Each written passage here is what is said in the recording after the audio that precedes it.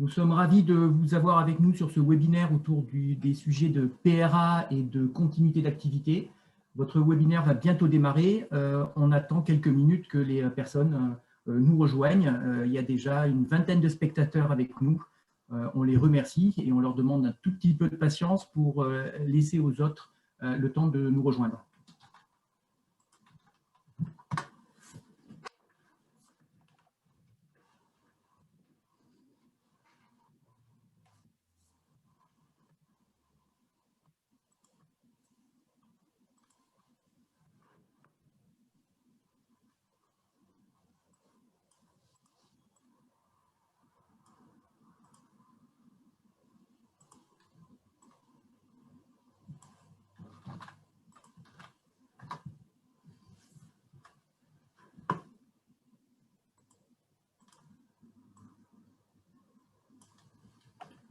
Voilà, petit à petit, les gens nous rejoignent. Les différents participants sont en train de rejoindre la salle de webinaire. Donc, on attend encore 2-3 minutes et on va pouvoir démarrer ce webinaire avec Ied et Laure.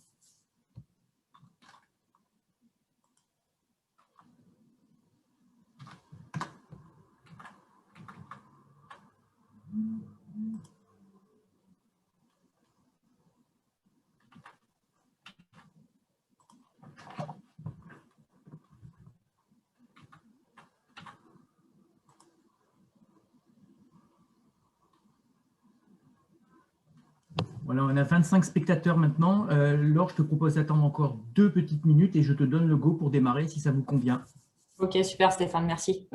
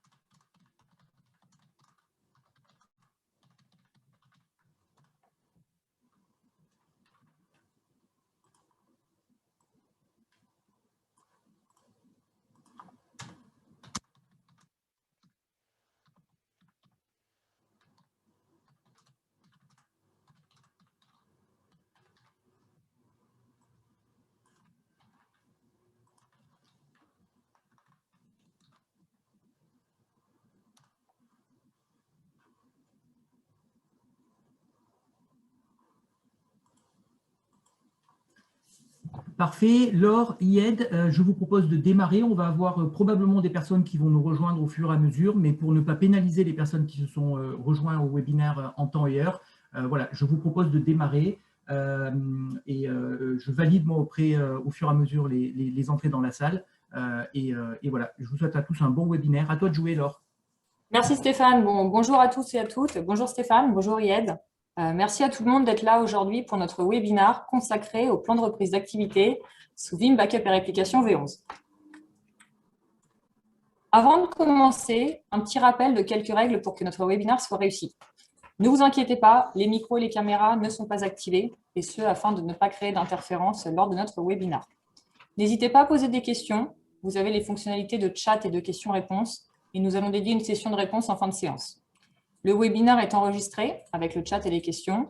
Vous recevrez d'ici quelques jours le lien de consultation avec la présentation. Vous allez voir, pendant le webinaire, il va y avoir un petit sondage de quelques questions. Donc, on vous remercie par avance pour votre participation. Et à la fin du webinaire, il y aura un questionnaire. Donc, soit vous pouvez répondre directement, soit via un lien qui vous sera envoyé prochainement. En termes de durée, la présentation va durer environ 1 heure. Encore une fois, merci à tous et bon webinaire. Je serai aujourd'hui accompagnée de notre partenaire Vim, Ied Yacoubi. Ied, si tu peux te présenter en quelques mots. Bonjour tout le monde, donc moi c'est Ied Yacoubi, ingénieur avant-vente pour la France et l'Afrique francophone. Et aujourd'hui je vais donc partager la parole avec Laure pour la partie donc pour présenter Vim, la solution Vim plus en détail pour la V11. Donc là je vais brièvement parler de Vim. Donc Vim, pour ceux qui connaissent pas, c'est une C'est une société, donc un éditeur de logiciels de sauvegarde, donc Vim, Backup et Réplication notamment, et plusieurs autres logiciels qui permettent de faire la sauvegarde, la réplication et la restauration de votre workflow, donc que ce soit du virtuel, du physique ou applicatif, en quelques mots. Je te redonne la parole là. Merci Yet pour cette introduction. Me concernant, donc Laure Delbarba, je suis chef de produit en hébergement informatique depuis 4 ans chez Sonema. Donc Sonema, brièvement, et peut-être plus pour rappel. Donc nous sommes opérateurs intégrateurs, experts des réseaux africains et panafricains. Nous avons une offre de guichet unique. Nous sommes experts en connectivité, hébergement et sécurité. Et nous avons un data center PCI DSS de conception Tier 3 depuis lequel nous opérons notamment nos solutions d'hébergement et notamment la solution de PRA que nous allons vous présenter. Quelques chiffres clés, brièvement de constat, pour vous donner un peu l'importance de la mise en place d'un plan de reprise d'activité. Quand on constate que 93% des entreprises qui ont perdu leurs données ou l'accès à celles-ci pendant plus de 10 jours ont fait faillite dans l'année suivant la catastrophe, ça montre l'importance de la reprise d'activité. On peut aussi se rendre compte qu'une entreprise sur 4 ont déjà subi une perte de données au cours des 12 derniers mois avec un coût moyen de 493 000 $. On pourrait en citer d'autres, vous les voyez sur l'écran. Ce qui est important vraiment de savoir, c'est que toutes les entreprises sont un jour confrontées à une perte de données. L'importance, c'est les moyens que vous allez les mettre en place pour justement pouvoir pallier et répondre à cette perte de données qui arrivera un jour, la question étant quand.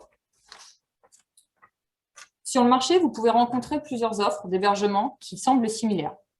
La première est une offre dite de stockage.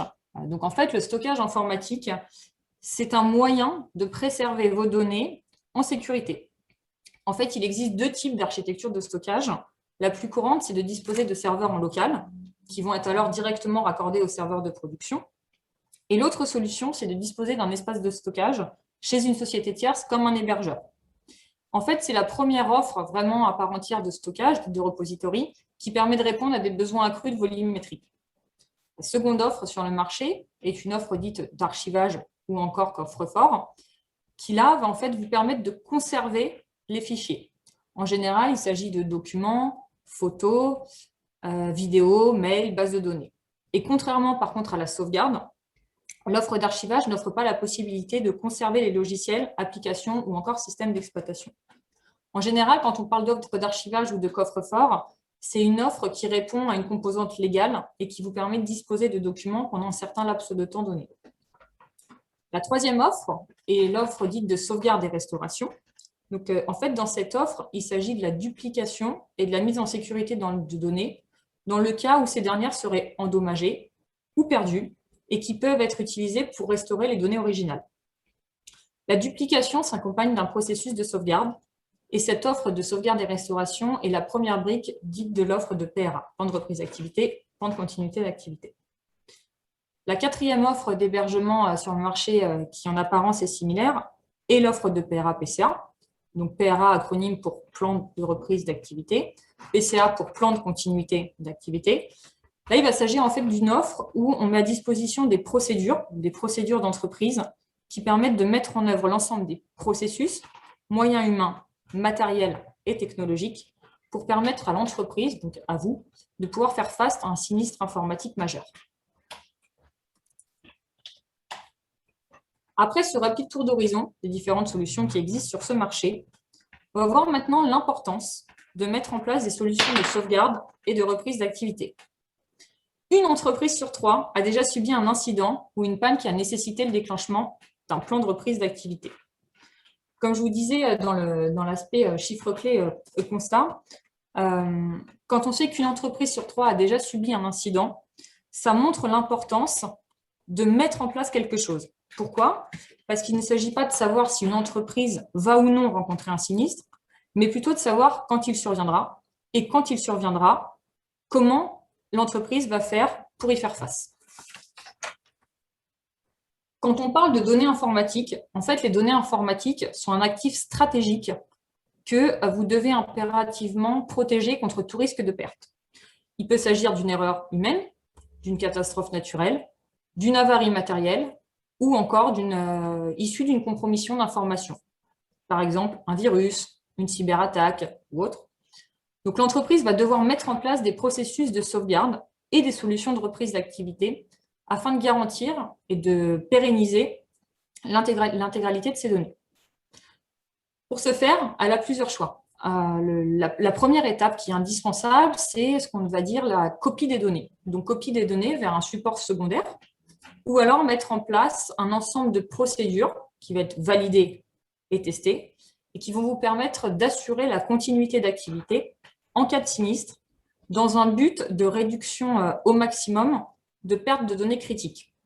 Ce dernier va s'appuyer alors sur un processus de sauvegarde.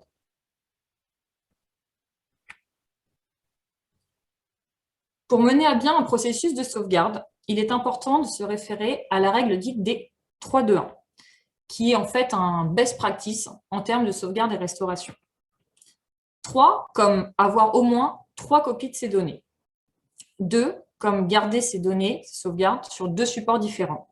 Et 1, comme stocker une de ces 2 sauvegardes dans une localisation différente des autres, et idéalement en mode offline, afin de ne pas laisser les pirates informatiques s'en charger. IED va vous présenter une des fonctionnalités clés de la V11 de Vim Backup et Réplication, qui est l'immuabilité des sauvegardes. Vous allez le voir dans la suite du webinaire.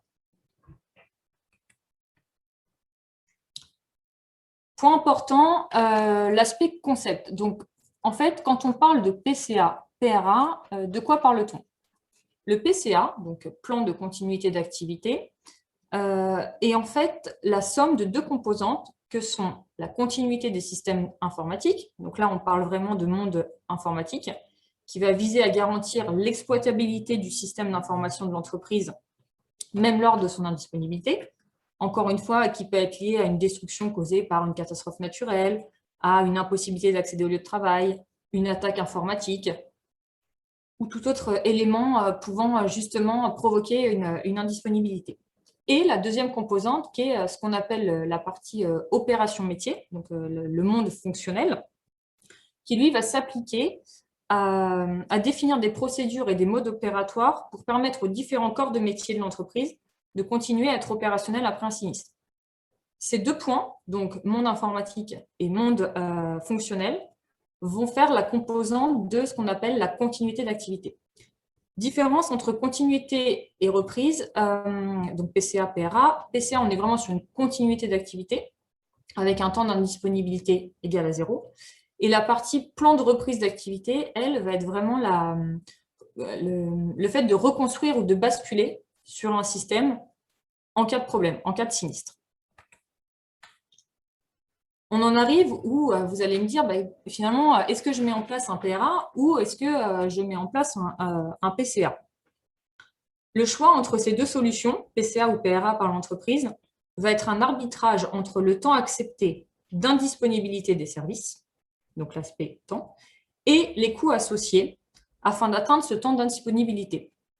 En fait, chaque entreprise va avoir des visions différentes et tous vos actifs ne sont pas forcément critiques et ne va pas forcément demander les mêmes choses à mettre en place.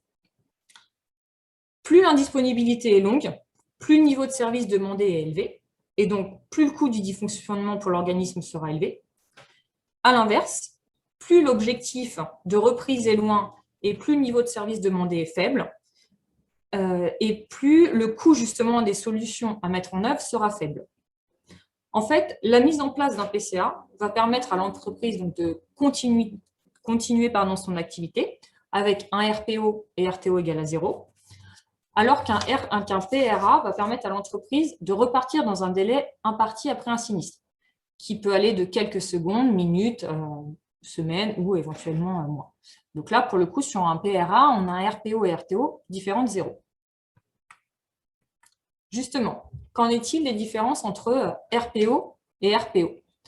Alors, RPO, Recovery Point Objectif, ou en français PDMA, perte de données maximale admissible, est la fenêtre de temps maximale pendant laquelle l'entreprise accepte de perdre ses données. En fait, c'est la fenêtre de temps maximale pendant laquelle les données ne sont pas sauvegardées et vont donc être perdues en cas de sinistre. c'est ce que vous pouvez voir sur le graphique à gauche. Vous avez le sinistre qui arrive à un moment donné, et le RPO, c'est toute la partie amont entre la dernière sauvegarde exploitable et le sinistre. Le RTO, quant à lui, Recovery Time Objective, ou en français DMIA, durée maximale d'interruption admissible, est la durée maximale entre le moment où l'incident est détecté, donc toujours pareil, le sinistre, et le moment où la situation revient à la normale. Pendant ce temps, l'entreprise accepte qu'une ressource informatique, que ce soit un serveur, que ce soit le réseau, un ordinateur, l'application ou autre, puisse être inopérante. Vous le voyez donc sur le graphique, RPO avant le sinistre, RTO après le sinistre. Pour justement établir ces notions de RPO et RTO, il est nécessaire d'étudier ce qu'on appelle la matrice des risques associés. Donc, matrice des risques associés, associée à quoi? Associée aux actifs IT, donc aux actifs informatiques, à protéger. Car en fait, comme on a vu, les RPO et RTO sont fonction des temps acceptés d'indisponibilité de services et des coûts associés. En fonction de la matrice des risques, vous allez voir que certains actifs vont demander à ce que ça soit sur de la continuité d'activité, d'autres sur de la reprise d'activité, mais cela en fonction de l'aspect coût également. Un point donc important à prendre en compte, c'est l'analyse qui doit être faite concomitamment à l'incident perturbateur. En effet, quand vous avez un sinistre qui intervient à un moment donné, il ne s'agit pas forcément de lancer de suite la reprise d'activité, mais d'analyser la cause de l'incident afin de juger l'utilité de déployer ou non les processus de reprise. Très important, l'humain qui doit rester maître des déclenchements des procédures, car en fait, ces dernières peuvent s'avérer non indispensables en fonction de la cause de l'incident. Attention par contre que l'analyse, donc le temps que vous allez dédier à l'analyse, va impacter le RTO.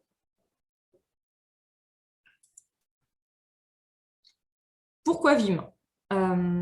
Notre solution de plan de reprise d'activité s'appuie sur l'offre Vim, sur la solution Vim Backup et Réplication, dont les fonctionnalités de la V11 vont vous être présentées par IED.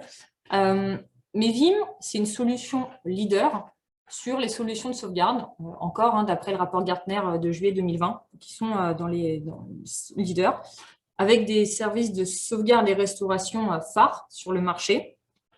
Les sauvegardes qui sont fiables et rapides en mode image et qui prennent en charge les applications, la possibilité de prendre en charge les bases de données, la restauration intelligente avec la restauration de VM en moins de 2 minutes grâce à l'instant VM Recovery, la nouvelle fonctionnalité CDP, Continuous Data Protection, qui va vous être présentée dans la V11, la possibilité de réplication et de basculement avancé pour la reprise après incident, la supervision et l'analyse.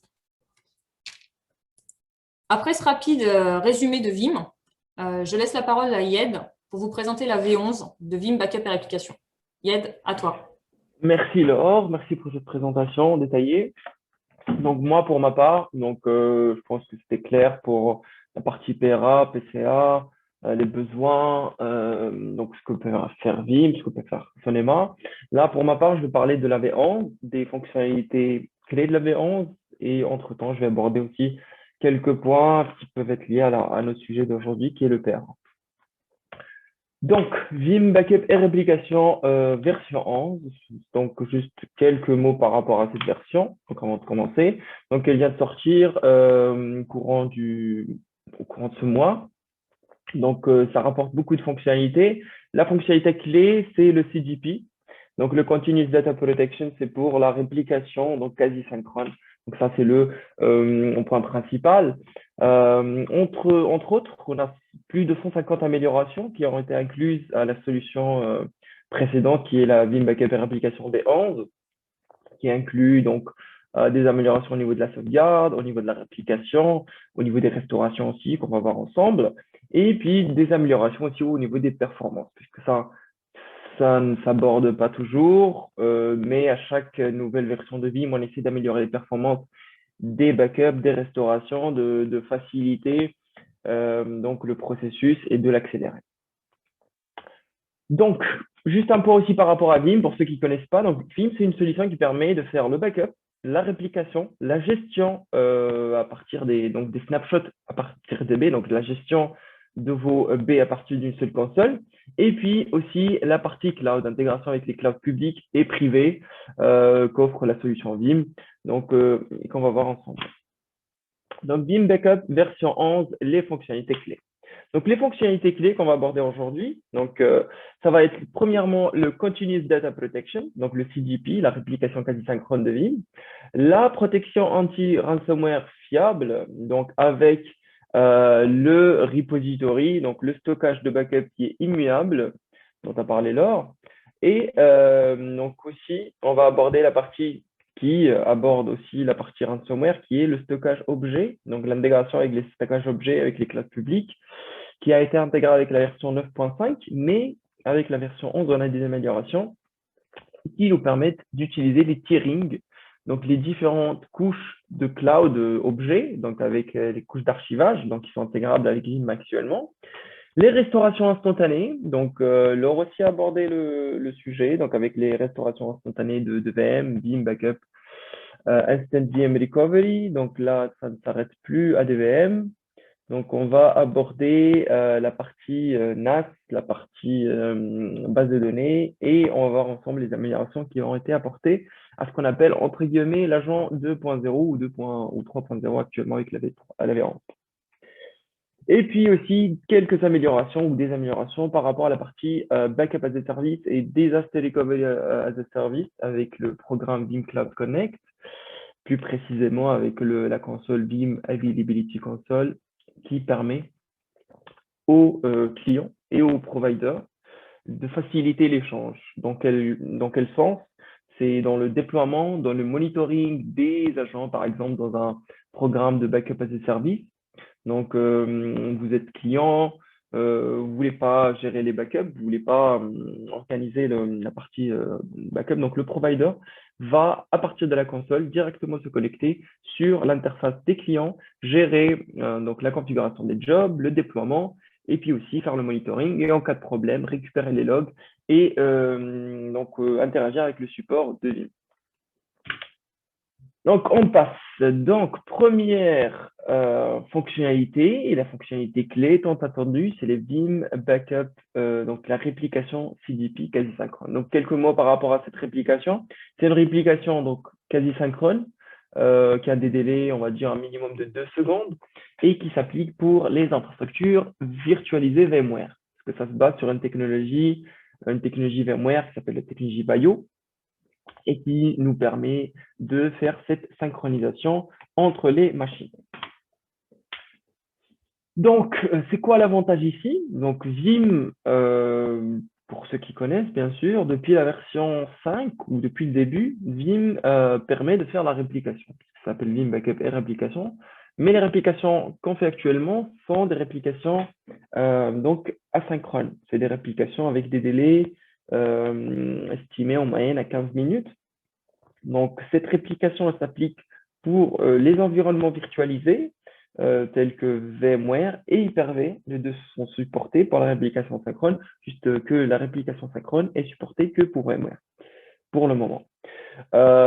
Juste à noter aussi par rapport à AHV, donc AHV aussi c'est supporté comme plateforme de virtualisation pour Vim et ça n'inclut pas de réplication puisque juste par rapport à ça, la réplication AHV asynchrone et native à la solution est gratuite, donc c'est complémentaire. Donc l'objectif de la réplication CDP, c'est de réduire le RPO, donc à 2 secondes, et c'est de faciliter aussi la reprise d'activité. Donc ça, c'est une fonctionnalité qui doit s'appliquer à vos applications les plus critiques. Donc il faut bien sûr dans un projet de backup, de PRA, définir au préalable les RPO de votre application. Et en se basant sur cette RPO, vous allez pouvoir choisir la solution adéquate. Donc soit répliquer, soit sauvegarder, soit utiliser les snapshots de B, donc, ou bien faire la totalité pour être conforme avec la préconisation universelle des backups qui a été mentionnée déjà, et les 3-2-1, donc 3 copies sur 2 médias différents, dont une est externe. Juste quelques mots par rapport à cette règle. Donc les 3 copies, donc ça c'est clair. Ça peut inclure donc la copie de production, une copie sur disque par exemple, une autre copie sur bande ou sur cloud. Et donc les médias, ça peut être du disque, une baie de duplication, le cloud et les bandes. Donc ça, c'est quatre types de stockage qu'on estime différents, avec une copie externe, cela va de soi. Donc une copie, soit vous avez un site de PRA, soit vous avez, donc vous utilisez le cloud public ou privé, où vous allez externaliser vos sauvegardes ou vos réplicas. Donc c'est parfait, mais comment tout cela fonctionne? Donc la question principale. Donc on va voir ensemble comment tout ça fonctionne. C'est quoi la différence avec la réplication traditionnelle? Donc encore pour ceux qui utilisent Vim ou qui ont utilisé Vim ou qui utilisent des solutions autres qui se basent sur les réplications à base de snapshot. Donc premièrement, avant de parler de réplication, je vais parler du fonctionnement de Vim en général. Donc Vim, c'est une solution pour les plateformes virtualisées qui est sans agent. Ça veut dire qu'on va se baser sur les snapshots natifs des solutions, que ce soit Hyper-V ou VMware. Et donc, la réplication traditionnelle et le backup, donc on va créer un snapshot, copier les données et puis supprimer ce snapshot. Donc, l'objectif de créer un snapshot, c'est de fixer l'image du disque à un point T pour qu'on puisse sauvegarder d'une façon consistante. Donc, puisque quand on va créer un snapshot, toutes les opérations et modifications seront redirigées vers le disque snapshot et on va laisser le disque qu'on va sauvegarder à l'état précis pour qu'on puisse le sauvegarder. Donc, pour la réplication de CDP, cela ne fonctionne pas de la même façon, puisque création de snapshot, suppression de snapshot, cela prend un temps, en fait, et c'est ce qui rend la réplication asynchrone. Donc, pour ce fonctionnement-là, donc, comme j'ai dit, on va se baser sur la technologie Value qui va nous permettre, en fait, de déployer des filtres sur les machines qu'on veut répliquer. Par exemple, ici, on a notre cluster de production à gauche et notre site de PRA à droite. Donc, même principe, on va déployer les proxys. Donc, les proxys, c'est quoi? C'est des composants qui vont nous permettre de faire le travail de transfert des données. Donc, compression, déduplication en général. Le travail de backup se fait par le proxy. Donc, pour le CDP, rien ne change. On garde la même règle. Un proxy qui va donc être en source. Donc, il va récupérer les IO, donc les données de la machine de prod. Et un proxy sur la destination qui va écrire sur l'autre machine. Donc, le principe est simple. On va avoir une machine de prod, une machine répliquée ici. Donc, on va installer un filtre. Donc, un filtre qui va récupérer les IO, donc les entrées-sorties au niveau de la machine. C'est pour ça que c'est très rapide. Et puis, on aura un daemon, là, donc c'est un service, nomenclature Linux, au niveau de l'ESX, qui va aussi transporter ces IO vers le proxy de destination qui, lui, à son tour, va les copier sur cette machine. Et cette technologie, donc pour faciliter, donc récupération des IO à partir de la production, transfert vers le proxy de destination qui, lui, transfère ses IO vers la machine de destination et cette opération présente un délai minimum de 2 secondes. Donc ça, c'est le fonctionnement du CDP. Donc l'architecture, elle est quasiment la même. C'est juste pour vous indiquer comment Vim peut réduire son RPO de 15 minutes pour une réplication standard à 2 secondes pour une réplication CDP. Donc, qu'est-ce que peut vous permettre de faire le CDP? Donc le CDP, donc le rôle principal, c'est de faire une reprise d'activité en cas de crash. Et donc, cela se fait comme pour la réplication standard avec le failover. Donc, le failover, c'est une fonctionnalité qui va nous permettre de basculer notre machine. Donc, en cas de perte de la machine de production, on va basculer vers la machine répliquée. Donc, ça va allumer cette machine au dernier point, donc au décalage de secondes en arrière. Juste quelques mots par rapport à la différence entre le CDP et la réplication traditionnelle. Donc, pour le CDP, donc, il est possible de faire du basculement. Donc, basculement en cas de perte. On ne peut pas faire un basculement planifié. Ça veut dire qu'on veut faire des tests ou autre. Donc, cela se fait avec les réplications standards. Pour le CDP, c'est qu'en cas de désastre. Et pour ça, notre job de réplication est plus flexible. Donc, on va le voir ensemble. Dans un job de réplication, vous avez la possibilité d'inclure 2 rétentions. Donc, la première rétention, ça va être notre CDP, notre réplication quasi-synchrone. Et comme on peut voir ici, donc on peut spécifier la rétention en nombre de secondes. C'est encore plus simplifié. Donc en général, donc on peut voir ici le minimum c'est de 2 secondes. Recommandé, c'est 15 secondes au moins. Juste un point très important, c'est que cette réplication est cohérente. Donc ça veut dire que c'est cache consistent. Ça veut dire que vos applications, bases de données Oracle, SQL, Active Directory, Exchange et autres seront répliquées en mode consistant. Ça veut dire qu'il n'y aura pas de décalage et les bases seront consistantes. Donc, ce que je voulais dire, c'est qu'avec la possibilité de créer votre réplication quasi synchrone, vous avez la possibilité aussi de faire une retention point, donc une rétention dans le temps avec la rétention standard. Donc, par exemple, garder 7 points de rétention, par exemple, chaque heure. Donc, comme ça, on va garder en additionnant donc la version décalée de 2 secondes de la machine de prod, on va additionnellement ajouter 7 points de rétention en termes de snapshot au niveau de la machine. Donc ça, c'est la réplication CDP de Vim qui est additionnée à la réplication traditionnelle. Donc là, c'est ce que je venais de préciser. Donc Long Term Retention Policy, donc ça c'est pour les snapshots rétention standard, et Recovery Point Objective, le RPO, ça se définit en termes de secondes. Donc ici aussi, on a donc cette option qui est disponible pour tous les jobs Vim qui permet donc d'afficher donc les différentes options. Donc soit de faire en application consistent, ça veut dire que ça va prendre en considération les applications au niveau des machines, que ce soit du VSS pour Microsoft ou avec des scripts de pre-freeze, donc des scripts applicatifs pour les machines Linux. Ou sinon, pour les machines qui n'ont pas de base de données, on n'a pas besoin de faire de l'application consistent, servant de fichiers ou autre, on va faire un crash consistent. Donc, encore quelques mots par rapport au CDP. Donc, le CDP, comme je l'ai indiqué, donc c'est un basculement. Donc, ça se fait, donc c'est non planifié, ça veut dire qu'on le fait via un clic. Donc, en cas de perte, on active directement le CDP. On ne peut pas le planifier, par exemple, pour tester ou autre. Donc, ça se fait pour les réplications traditionnelles. Ça prend en charge les plans de basculement. Un plan de basculement, c'est quoi? Donc, c'est ce qu'on appelle un failover plan. Le failover plan, c'est un conteneur logique, en fait. Par exemple, imaginons qu'on va créer une replication job pour 3 machines. Donc, notre objectif ici, c'est qu'en cas de perte, notre base de données SQL et notre application qui utilise cette base soit fonctionnelle.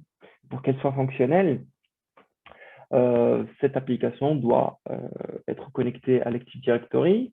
Le serveur SQL doit être fonctionnel. Donc, on va préciser un ordre spécifique, par exemple AD, SQL, machine, hébergement d'application. On va les mettre dans cet ordre, spécifier un délai entre les deux pour démarrer, les mettre dans le failover plan. Et au cas de crash, on va juste faire un seul clic et ça va démarrer ces machines dans l'ordre précis.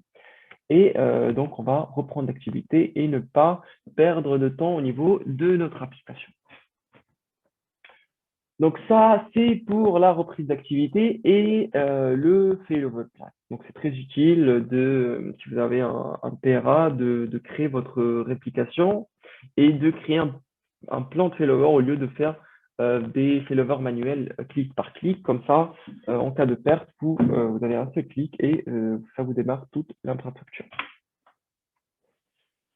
Donc là, pour voir les différences entre les deux types de réplication traditionnelle et réplication CDP. Donc la réplication, les deux réplications permettent de faire un basculement, une restauration donc, quasi automatique.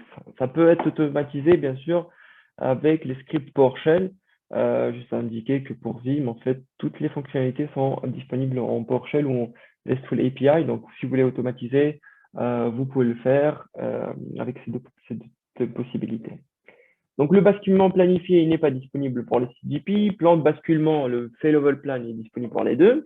Le show réplica et restauration au niveau fichier, c'est disponible que pour les réplicas traditionnels, donc environnement de test pour les réplicas. Si vous voulez, par exemple, les isoler sur un réseau et tester ou autre, vous pouvez le faire.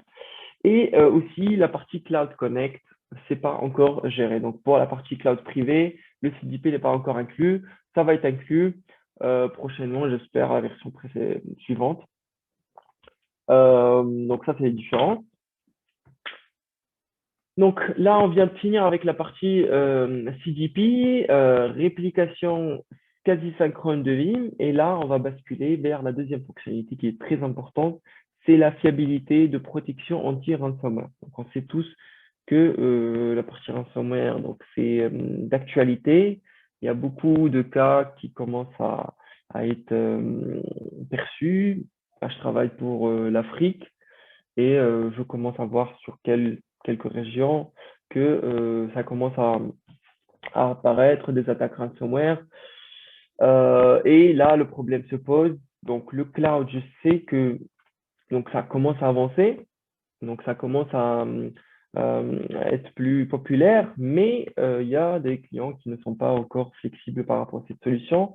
Et c'est pour ça qu'on a ajouté cette fonctionnalité qui peut être très utile. C'est la repository immuable en premise. Ça veut dire que vous aurez la possibilité d'ajouter l'option d'immuabilité à votre repository local. Donc, quelques mots par rapport à cette fonctionnalité. Donc, c'est une fonctionnalité qui a été ajoutée avec la version 11 pour qu'elle soit donc initiée d'une façon automatisée. Avant, on pouvait le faire, mais d'une façon manuelle. Donc, le but ici, c'est d'externaliser vos sauvegardes complètes, de les mettre sur du stockage immuable. Ça veut dire que c'est un stockage qui va bloquer votre fichier, qui va le rendre intouchable, pas modifiable, ce qui ne permet pas au ransomware de crypter ce fichier. Donc, le principe, c'est que ce repository, pour le moment, il doit être du Linux. Donc, ça doit être du Linux sous Ubuntu. Donc, il y a quelques préconisations à faire, à mettre en place avant d'installer ce repository. Donc, un repository, je le répète, c'est le mot en fait pour l'espace de stockage des backups de Vim. Donc, ça peut être différents protocoles, ça peut être du CFS, du NFS, du disque local Windows, ou bien du stockage objet ou d'une déduplication. Pour notre cas, pour le repository immuable, ça doit être du repository Linux.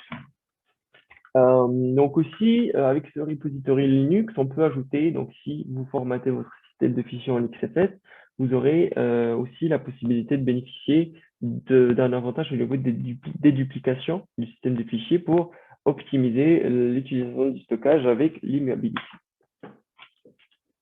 Je m'attarde un peu aussi sur l'immuability parce que c'est très intéressant. Donc là, comment vous pouvez l'utiliser? Par exemple, vous pouvez créer ce qu'on appelle un scale-out backup repository.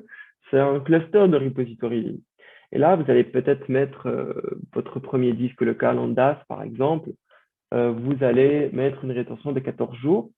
Donc là, vous aurez vos 14 points de rétention sur un disque traditionnel, Windows ou NAS ou autre. Et vous allez ajouter un autre expense, ça veut dire que vous allez ajouter un autre nœud à votre cluster de repository. Et ce nœud-là, ça va être le repository Linux ou Ubuntu qui aura l'option immuability activée. Et du coup, vous allez externaliser des sauvegardes complètes hebdomadaires, par exemple, ou mensuelles, que vous allez mettre là. Et dans le repository, vous pouvez activer une option, par exemple, de dire à Vim que ces fichiers qui sont sur ce repository, ils vont être protégés pendant 30 jours ou un délai spécifique. Ça veut dire que ces fichiers ne pourront pas être modifiés, supprimés ou n'importe quelle action ne pourra pas être faite sur ce repository.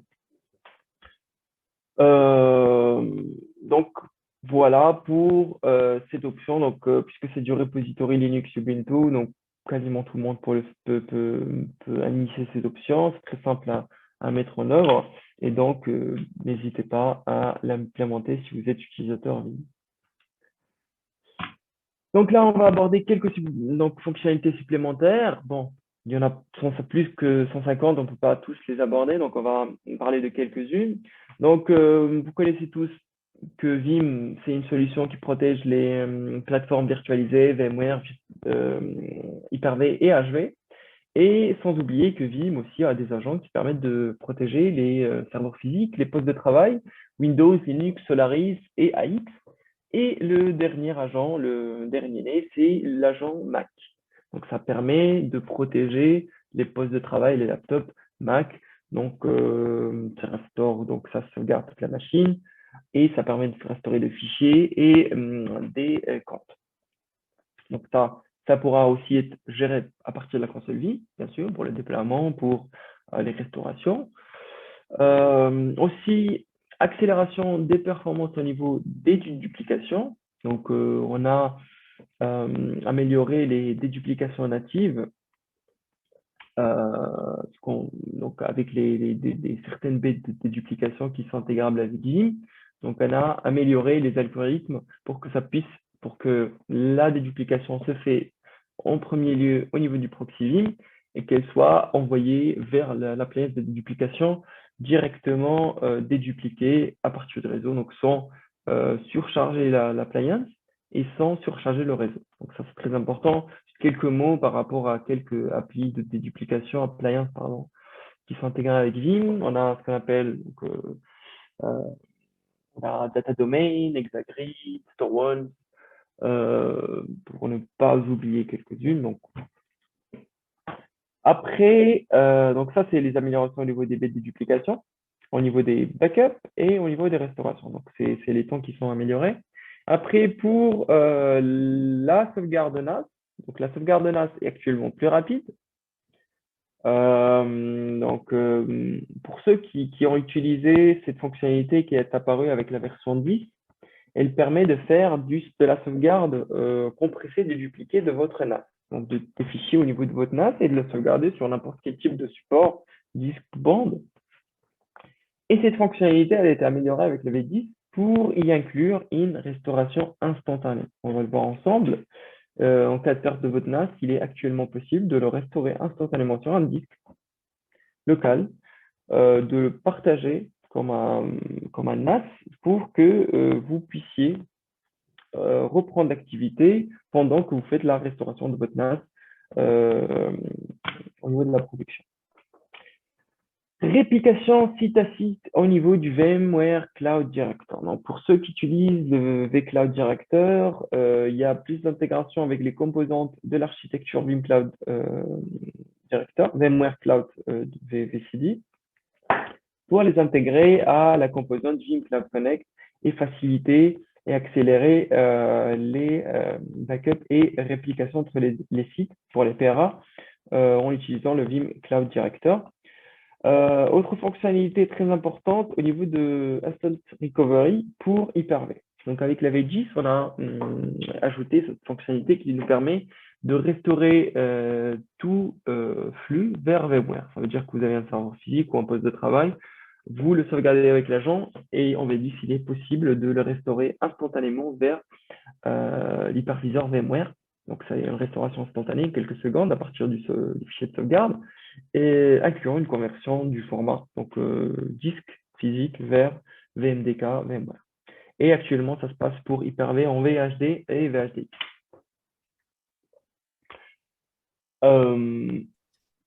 Merci Yad pour cette présentation très détaillée et très riche de Vim Backup et Réplication V11. Rapidement, par rapport à notre solution de plan de reprise d'activité Sonema que l'on propose, donc il s'agit de la mise à disposition d'un environnement de secours hébergé dans nos infrastructures, dans notre data center de Fréjus, dans le Var, qui peut être en complément, avoir la reprise sur notre site de Logne, donc en région parisienne. Notre offre de plan de reprise d'activité est une solution de bascule et ou de reprise du système d'information client, donc sur des infrastructures virtualisées, que ce soit sous des OS Windows ou Linux, sur nos deux sites propriétaires, en cas d'indisponibilité des infrastructures clientes existantes. C'est d'autant plus d'actualité avec ce qu'il a pu se passer la semaine dernière, notamment chez EVH, hébergeur pour lequel nous lui souhaitons beaucoup de courage pour la suite, qui montre l'importance de la reprise d'activité. Même sur des hébergeurs, c'est important d'avoir des process, d'avoir des plans, d'avoir matière à redémarrer en cas de problème, en cas de sinistre, son activité. Donc, notre solution, en fait, elle repose donc sur notre data center, Tier 3 PCI DSS. Donc, vous pouvez voir derrière moi, je suis depuis notre salle, avec des process justement de sécurité en termes d'incendie que vous voyez derrière, que ça soit, je vais vous présenter un petit peu après, décrire brièvement notre data center. Solution également donc basée sur la solution Vim, sur Vim Backup et Réplication, qui va vous permettre, en plus de ce que vous a présenté Yed, d'encrypter les données de bout en bout et d'avoir vraiment une sécurisation sur vos données. Des infrastructures virtualisées multi-environnements, Windows, Linux, une haute disponibilité des serveurs grâce à la redondance de l'infrastructure, au travers en fait la mise en place d'un PCA, donc là pour le coup un plan de continuité d'activité entre nos deux salles blanches de notre site de Fréjus, qui garantissent en fait la continuité d'exploitation. En fait, grâce à notre offre de plan de reprise d'activité, les clients vont pouvoir bénéficier d'une infrastructure informatique sécurisée et redémarrer très rapidement l'activité après un sinistre.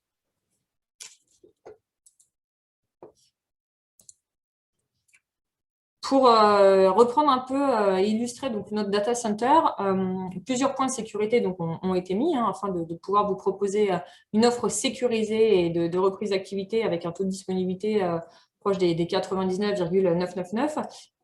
Tout d'abord avec la sécurité physique, donc un système de contrôle d'accès à l'entrée et du système anti-intrusion. Donc là, on est vraiment sur la première brique, entre guillemets, de la sécurisation à l'entrée.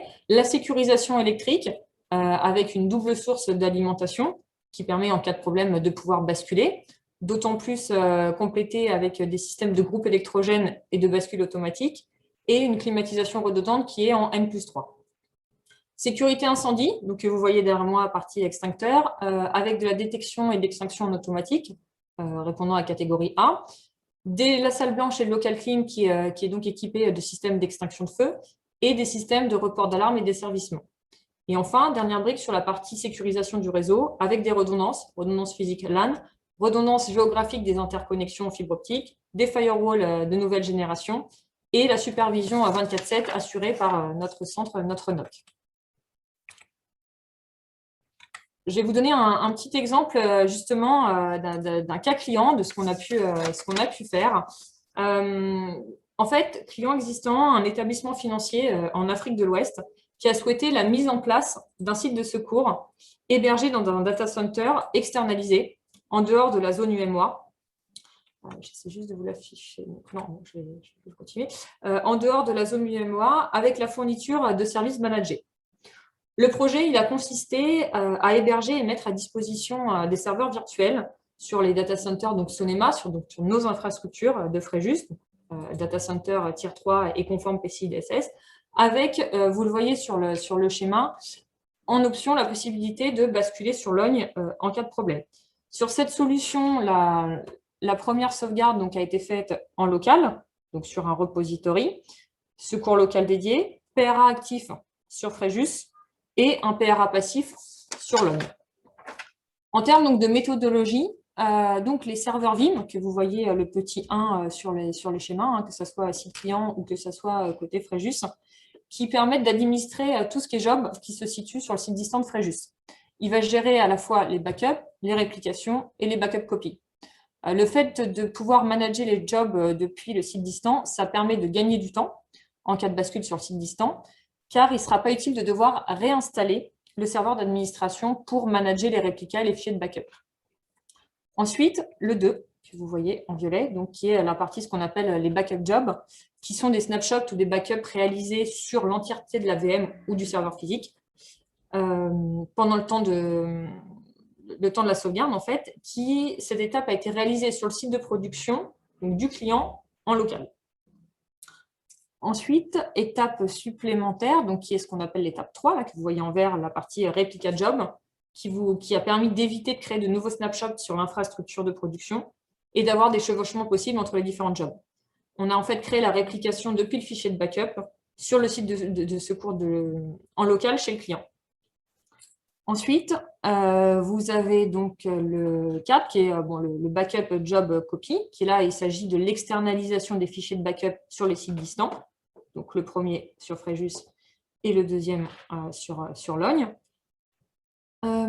Ensuite, la partie donc réplica job distant, qui est dans le même principe que sur les réplications en local. Nous avons créé la réplique à partir du fichier de backup externalisé sur le site de Fréjus. Et enfin, ce qu'on appelle donc l'instant recovery de job, qui est dans le même principe que pour les réplications locales. Nous avons créé la réplique à partir du fichier de backup externalisé sur le site de Fréjus. Et ensuite, il y a la restauration du job en cas de problème sur la partie donc, reprise. Donc, pour résumer sur cette architecture, c'est un environnement de backup dédié en local chez le client, un plan de reprise d'activité active dans le data center de Fréjus et passif sur celui de Logne. pour garantir justement une sécurisation complète sur la partie reprise d'activité. Dans cette architecture, on a conservé les backups sur les 3 sites.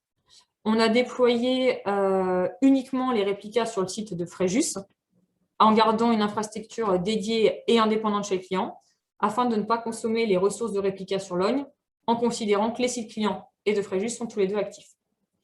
De plus, cette solution permet de se conformer à la règle dite du 3-2-1 que je vous ai présentée précédemment, qui est un best practice pour s'assurer d'une sauvegarde et d'une restauration sans faille. En termes d'atouts de notre solution donc Sonema, donc notre offre, elle repose sur un data center Tier 3, conforme aux exigences PCI DSS, qui vous garantit la sécurisation des infrastructures matérielles et logicielles, tout en redondant les infrastructures, afin de proposer une solution sécurisée.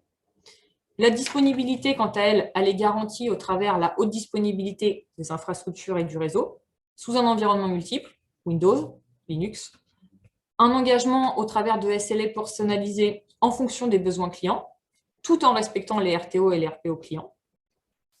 Au travers de l'offre Sonema, vous bénéficiez d'un support client dédié 24/7, une expertise globale sur nos 3 pôles, connectivité, sécurité et hébergement. Et en tant qu'intégrateur opérateur depuis plus de 10 ans maintenant, on est capable donc de mettre à votre disposition notre expérience en conseil, architecture, mise en œuvre et déploiement. Le modèle de tarification dans notre offre de plan de reprise d'activité est un modèle simple, maîtrisé et qui fonctionne sur une tarification à la consommation.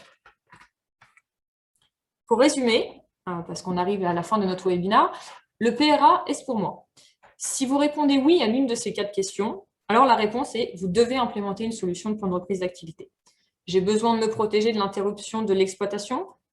Je souhaite optimiser le coût de reconstruction de l'infrastructure. Je veux me conformer aux obligations légales tout en protégeant la responsabilité civile et pénale du dirigeant et où je veux m'assurer de ne pas dégrader l'image de marque de ma société. Alors oui, dans ce cas, nécessaire pour vous d'implémenter une solution de plan de reprise d'activité. Nous allons maintenant procéder à un sondage sur lequel nous vous remercions de bien vouloir répondre. Stéphane ? Oui, rebonjour à tous à nouveau. Donc, comme je vous le disais dans le chat, vous êtes plus d'une 50aine à être connectés sur ce webinaire. Donc, encore merci de votre participation. On va vous proposer un petit sondage que Laure et Yod pourront commenter ensuite. Voilà, l'idée, c'est d'avoir un petit peu votre feedback sur le PRA. Voilà, donc je vais afficher tout de suite les sondages et vous pouvez y répondre en direct. Voilà, donc normalement, pour tout le monde, le sondage s'affiche sur votre écran. Merci d'y répondre. On se donne 2 minutes pour vous laisser répondre aux différentes questions. Donc, il y en a 4. Voilà, il y a 4 questions. Et puis ensuite, Yed et Laure commenteront rapidement le sondage avant de répondre à toutes vos questions dans une dernière partie de ce webinaire. Questions 2 et 3, choix multiples. Alors, n'hésitez pas. Je vais peut-être les lire brièvement. Première question, avez-vous déjà été victime d'une tentative malveillante d'accès à vos données ou à votre système d'information? Deuxième question, si votre système d'information n'est plus disponible et opérationnel, cela peut entraîner pour votre entreprise. Quel est selon vous le bénéfice principal d'un plan de reprise d'activité? Et enfin, dernière question, avez-vous des projets de déploiement d'un PRA? Si oui, à quelle échéance?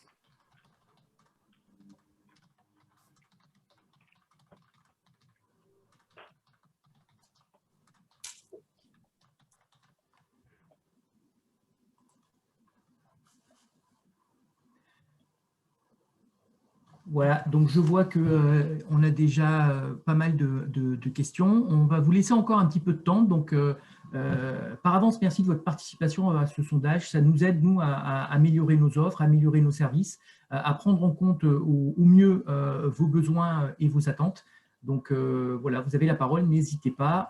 On vous laisse encore 2-3 petites minutes pour répondre à ce sondage.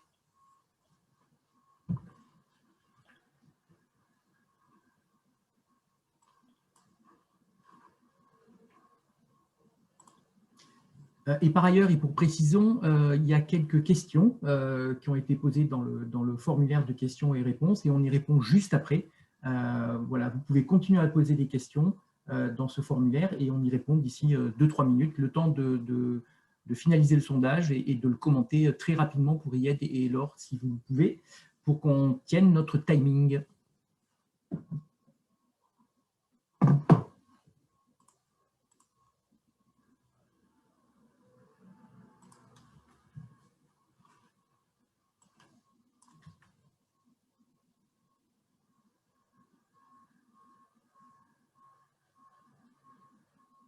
Parfait. Ben, écoutez, si vous le voulez bien, je vais mettre fin au sondage, donc vous ne pouvez plus y répondre. Laure et Yed, en quelques minutes ou en quelques demi-minutes, si vous pouviez commenter les résultats du sondage. Voilà, je mets fin au sondage et je vous partage les résultats. Merci Stéphane. Yed, n'hésite pas à compléter aussi. Donc, on reprend question après question. Donc, sur la première question, avez-vous déjà été victime d'une tentative malveillante d'accès à vos données ou à votre système d'information? La réponse à 42% et pas à ma connaissance. Donc, deux possibilités. Soit a été victime et finalement n'est pas remonté jusqu'à la personne participante. Ou alors ne se prononce peut-être pas et n'a pas forcément la vision sur ce qui a pu se passer. Yed, si tu veux. Pour ma part, pareil. Donc, on voit que c'est partagé. Mais juste constatation que j'ai précédemment indiqué que travaillant sur deux régions différentes, la France et en Afrique, là, je commence à voir que ça commence à se propager, les ransomware, donc notamment en Afrique du Nord. Donc, c'est peut-être ça explique ça, en fait, ça commence à se générer, du coup, on commence à entendre parler des ransomware. Ok. Deuxième question, si votre système d'information n'est plus disponible et opérationnel, cela peut entraîner pour votre entreprise. Donc là, ce qu'on peut voir, c'est que quasiment à part égale, on a à la fois la partie donc, économique, avec la répercussion sur le chiffre d'affaires, la perte d'activité, et la dégradation de l'image de marque et de perte de confiance de mes clients. Ça va de pair. Quel est selon vous le bénéfice principal d'un PRA? Donc à 88%, vous avez répondu le maintien et la pérennité de mon activité. Donc, je pense qu'effectivement, c'est bien de rendre compte du fait que la reprise d'activité va vous permettre de continuer, de garantir votre activité et de continuer un fonctionnement normal. Et enfin, dernière question, avez-vous des projets de déploiement d'un PRA? Si oui, à quelle échéance? Donc, 46%, vous avez répondu non. Non. 25% oui à très court terme et le restant oui sur un horizon plus loin. Donc, très bien, soit vous l'avez mis en place, soit la partie reprise d'activité est vraiment un projet à part entière d'entreprise sur lequel il ne faut pas hésiter non plus à impliquer votre direction, que ce soit vraiment un projet global d'analyse de vos actifs IT pour mettre en place les moyens en cas de la survenance d'un problème pour pouvoir y pallier. Ok, Laure, Yed, si vous le voulez bien, je vais arrêter le sondage maintenant et puis on va passer à la partie questions-réponses. Donc, voilà pour le sondage. Et on démarre tout de suite avec les questions. Une première question d'Antoine. Où sont hébergées les données répliquées? Sont-elles hébergées chez Vim ou dans le data center de Sonema? Pour répondre à la question et par rapport à la présentation de notre offre, tout est hébergé dans nos data centers, donc dans nos infrastructures, Fréjus et Oulogne en option. Sous justement la solution Vim Backup et Réplication, mais sur la partie lieu localisation, chez nous, chez Sonema, géré par les équipes Sonema en interne, donc pas d'externe et tout est géré dans nos infrastructures.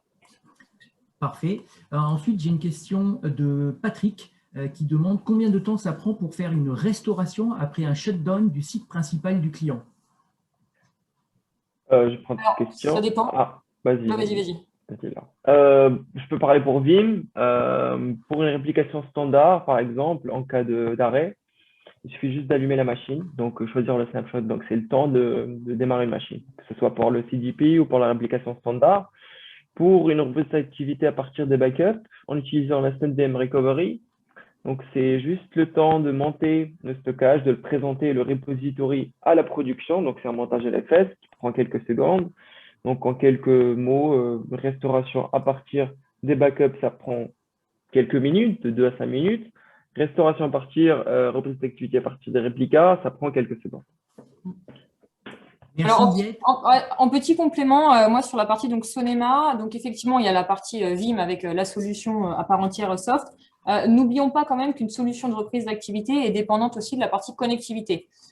Pour des clients qui sont basés donc en Afrique, vous avez des délais de latence, vous avez de la disponibilité sur lequel, oui, à partir du moment où on veut réactiver, les délais sont assez courts, mais sont dépendants de la connectivité en place, que ce soit sur du VSAT, que ce soit sur du terrestre, et sur lesquels, en fonction aussi des RTO et RPO demandés, parce que vous ne redémarrez pas l'intégralité de la solution de suite.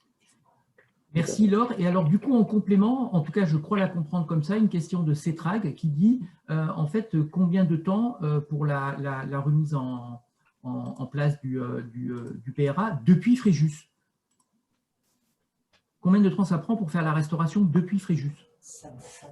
Ça dépend en fait, ça va vraiment dépendre du lien qui est mis en place et des fenêtres de restauration que vous avez à disponibilité. La taille de la machine, donc je pense que la meilleure chose à faire, c'est de tester, faire un job, restaurer, voir combien ça peut prendre, optimiser les bandes passantes et ainsi de suite. Parfait, merci. Alors, petit complément, donc aussi juste pour compléter, ça va aussi dépendre de l'ordonnancement sur lequel vous souhaitez remonter les machines, du nombre de machines, donc c'est vraiment en fonction du volume et de la quantité. Parfait, merci. Petite question qui est arrivée par le chat de Madiba. Pour une entreprise qui a son propre site de secours, où elle fait la réplication des données, avez-vous un plan pour accompagner ce type d'entreprise? Peut-être plus pour Laure? Alors oui, Sonema, on peut intervenir sur la qualification du projet, sur la mise en place, sur la phase d'audit et on va pouvoir proposer des solutions alternatives, par exemple, et d'étudier avec eux un site de secours complémentaire qui serait hébergé dans nos infrastructures ou de voir avec eux comment faire pour que la solution soit la plus à même de répondre à la continuité et reprise d'activité. Ok, une question de Charles. Y a-t-il une limitation de capacité de sauvegarde des données? Il y a peut-être? Une limitation de capacité de sauvegarde. Pour les environnements virtualisés, il n'y a pas de limite, puisqu'il n'y a pas d'agent installé, pas d'agent applicatif, donc ça se base sur les snapshots. Donc peu importe l'OS, peu importe l'application, sur un environnement virtualisé, il n'y a pas de limitation.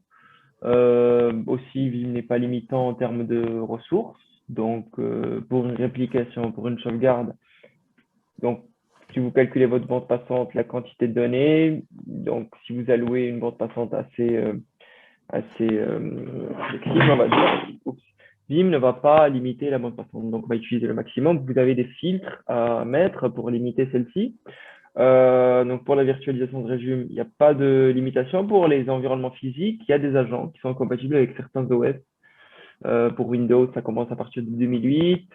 Jusqu'à 2019. Pour Linux, il y a des distributions spécifiques, AX, Solaris, pareil.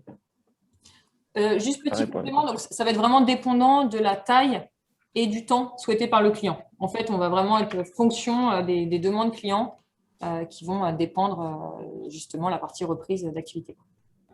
Ok.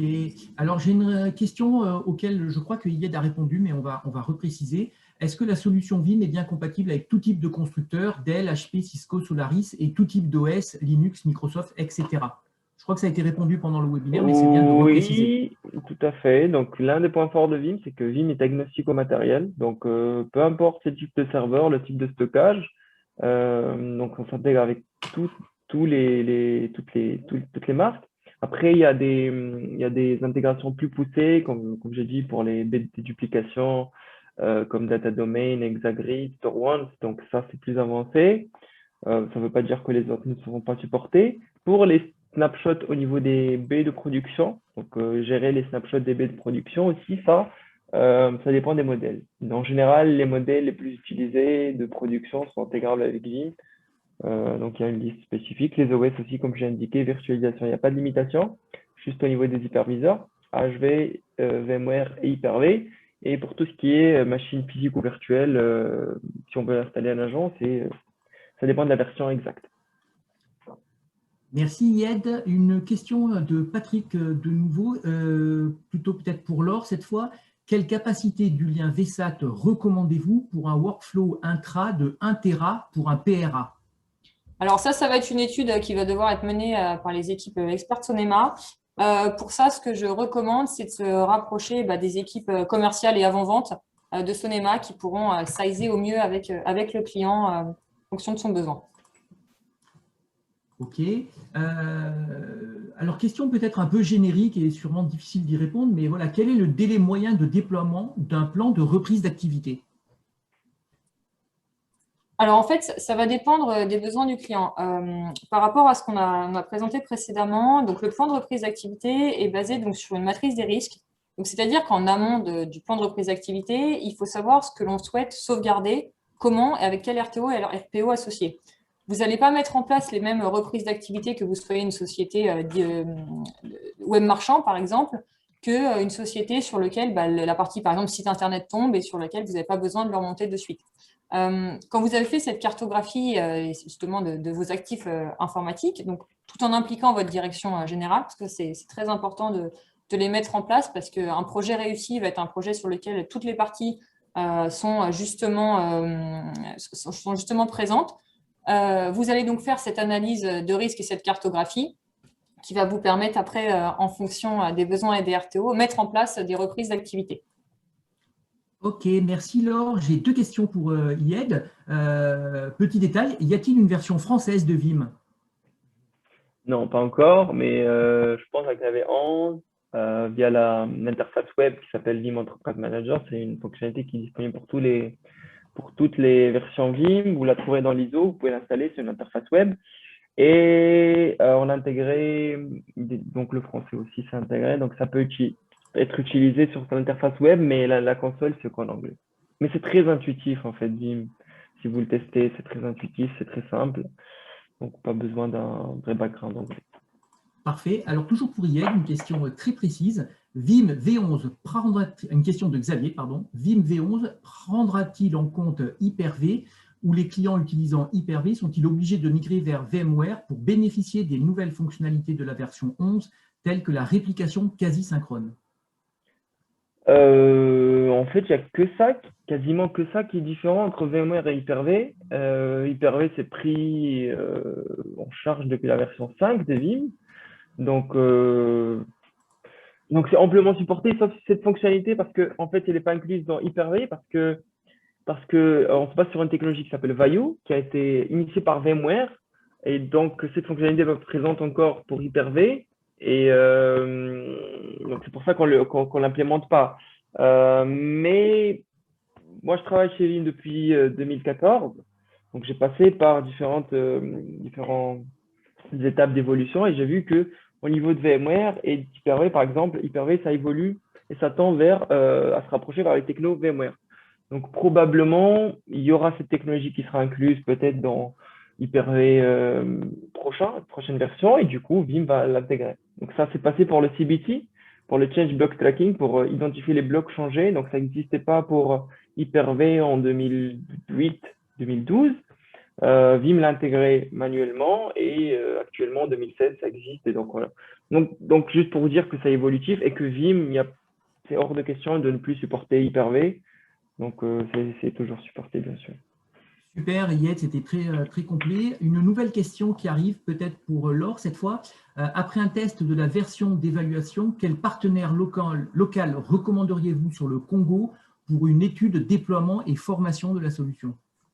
Alors, je pense que pour toute étude si précise de demande client, le plus simple est de vous rapprocher de votre commercial qui sera accompagné justement de notre équipe avant-vente pour qualifier le besoin, pour pouvoir voir avec vous quelles sont finalement vos problématiques rencontrées ou comment vous souhaitez les implémenter en fonction de la connectivité possible, en fonction des liens que vous avez, en fonction de tout un tas d'éléments qui vous permettra justement d'avoir une analyse détaillée et de répondre au mieux à votre réponse. Donc, le point d'entrée est Sonema, les équipes commerciales qui seront votre relais même sur le terrain.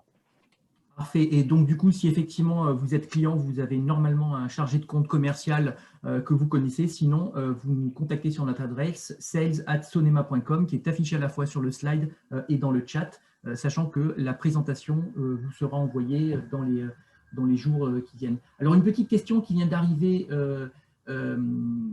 sur le chat. de Madiba. Sonema est-il partenaire de Vim et peut-on demander des licences Vim à Sonema ou l'acquisition d'autres solutions? Oui, Alors, donc Sonema et Vim, nous sommes partenaires depuis des années maintenant. Donc, pas de problème pour toute demande concernant Vim. Rapprochez-vous encore une fois de nos équipes commerciales et nous ferons un plaisir de pouvoir y répondre avec des solutions Vim. parfait. Eh bien, écoutez, je crois qu'on a fait le tour des questions. Alors, je vais donner 2-3 minutes pour voir si quelqu'un veut de nouveau poser une question, soit à travers le formulaire de questions-réponses, soit à travers le chat. Et puis, en tout état de cause, remercier Laure, remercier Yet. C'était une présentation, je crois, hyper intéressante, très dense. J'espère qu'on aura répondu à l'ensemble des questions, des interrogations et des attentes des 50 personnes qui se sont connectées sur ce webinaire. J'attends encore une petite minute pour voir s'il y a des questions qui arrivent, mais ça n'a pas l'air d'être le cas.